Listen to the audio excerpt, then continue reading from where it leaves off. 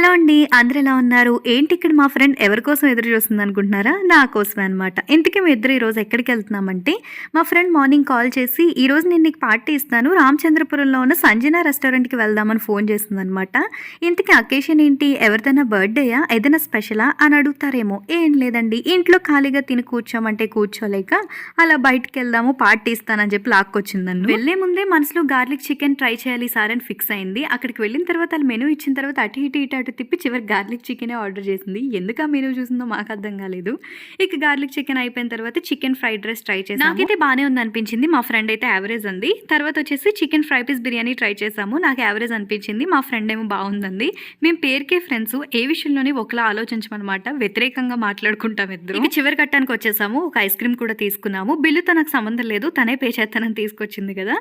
ఇదండి ఫ్రెండ్తో ముచ్చట్లు. మన ఛానల్ టార్గెట్ వచ్చేసి 1000 సబ్స్క్రైబర్స్ అండి. Please subscribe.